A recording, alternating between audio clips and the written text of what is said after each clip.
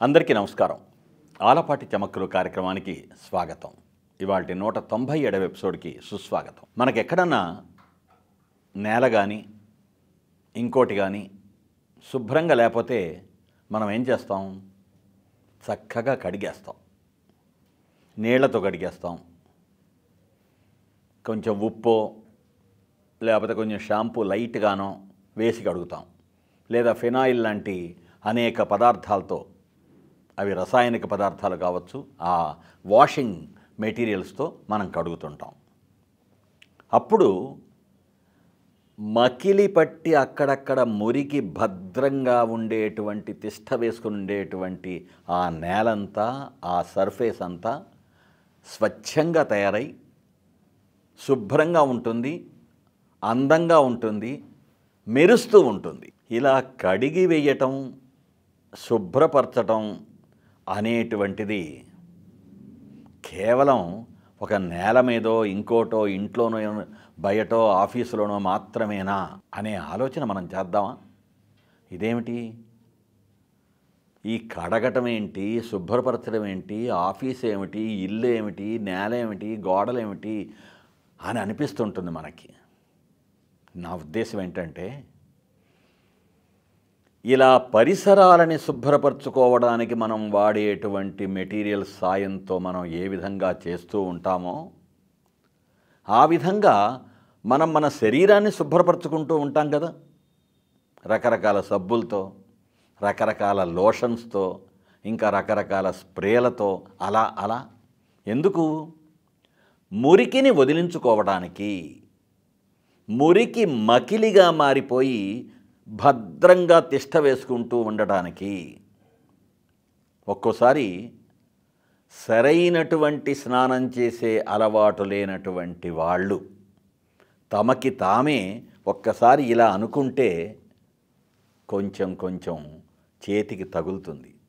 అదేంటో నేను చెప్పక్కర్లా. అందుకే మనకి సబ్బులు కానీ, లోషన్స్ కానీ, ఇంకోటి కానీ ఇలా పరిసరాలను కానీ మన శరీరాన్ని కానీ మనం శుభ్రపరచుకుంటూ ఉండేది ఎందుకు? ఒకటి, పరిశుభ్రంగా ఉండటానికి, రెండోది అందంగా కనిపించడానికి, మూడోది ఆరోగ్యంగా ఉండటానికి. అవునా?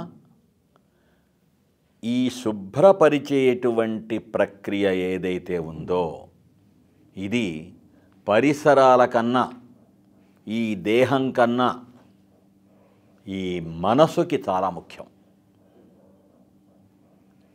ఇవాళ రోజున మనిషి జీవితంలో అనేక సమస్యలకి, మనుషులకి, ఆ మనుషులతో పాటు వాళ్ళ చుట్టూ ఉండేటువంటి వాళ్ళకి దాపురిస్తున్నటువంటి అనేక సమస్యల పరిస్థితులకి కారణం ఆ మనస్సుని శుభ్రపరచుకునేటువంటి ప్రక్రియని అమలుపరచకుండా ఉండటం.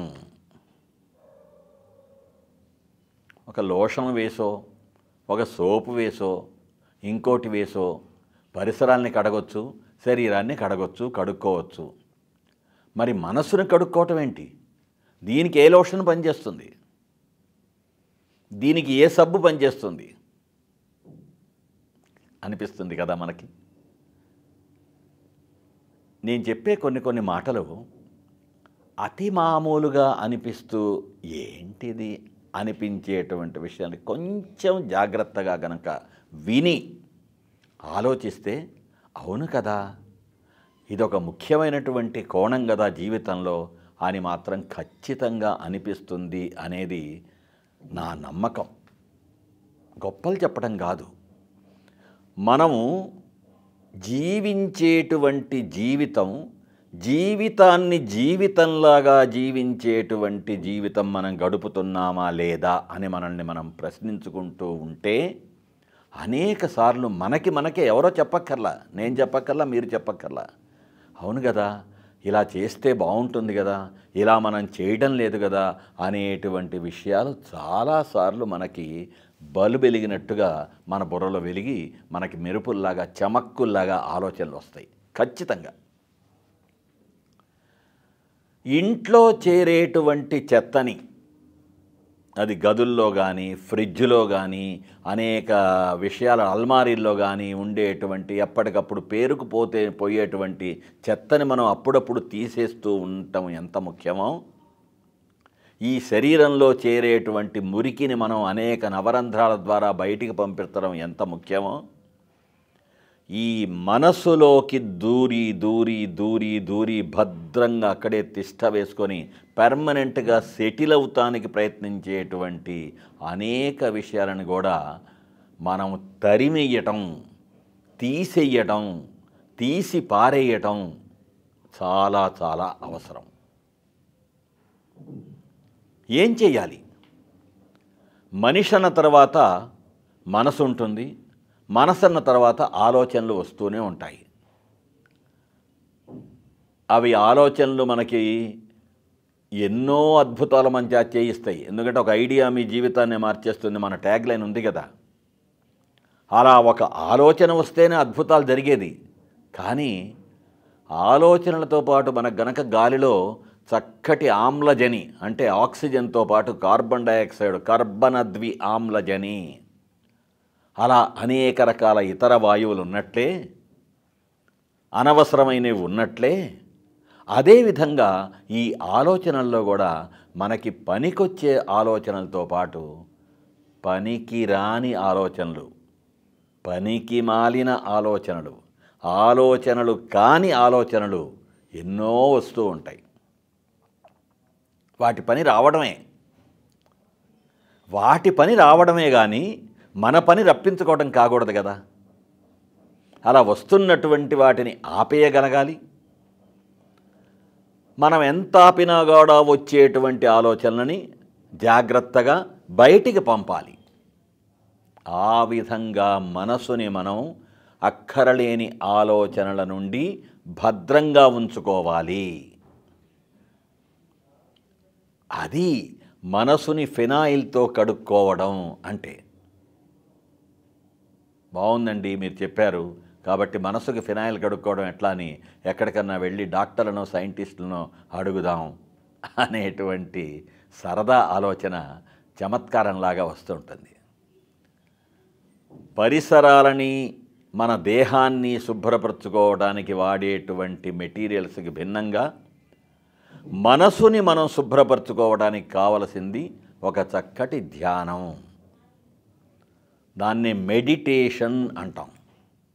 ఈ మధ్య ఇది ఒకప్పుడు మన పెద్దవాళ్ళు అనేక మంచి మంచి విషయాలని జీవన సరళిలో భాగాలుగా చేసుకొని వాళ్ళు జీవించారు. కాబట్టి ఇప్పుడు మనలాగా ప్రత్యేకంగా యోగా, ప్రత్యేకంగా మెడిటేషన్, ప్రత్యేకంగా ధ్యానం చేసుకునేటువంటి అవసరం వాళ్ళకి లేకుండా ఉండేది. ఎందుకంటే ఇందాక మనం చెప్పుకున్నట్టుగా అక్కర్లేని ఆలోచనలు వాళ్ళు రానిచ్చేవాళ్ళు కాదు. నిమ్మళంగా, నిశ్చలంగా, నింపాదిగా జీవించడం అనేటువంటి ఒక సరళిని వాళ్ళు అవలంబించారు. కాబట్టి వాళ్ళకి అవసరం ఉండేది కాదు మన పెద్దవాళ్ళకి. మన జీవిత సరళి మారిపోయింది. కారణం ప్రపంచమని మనం అంటాం, మనమని ప్రపంచం అంటుంది. ఏదేమైనా సరే మనస్సుని శుభ్రంగా ఉంచుకోవడం ఎలా, మనస్సుని శుభ్రపరచుకోవడం ఎలా అనేటువంటి విషయాన్ని గురించి ఒక చిన్న ఆలోచన వస్తే, మనస్సు నిర్మలంగా ఉంటే ఆ నిర్మలమైనటువంటి మనస్సుకి ఈ తనువు సహకరిస్తుంది, ఆ తనువుకి మనం సహకరిస్తాం, మనకి లోకం సహకరిస్తుంది. అప్పుడు జీవితం అందమైన జీవితంలాగా మారిపోతుంది. ఆలోచిద్దాం. మళ్ళీ వచ్చే ఎపిసోడ్లో కలుసుకుందాం. అంతవరకు సెలవు. Say love. ప్రేమతో మీ ఆలపాటి.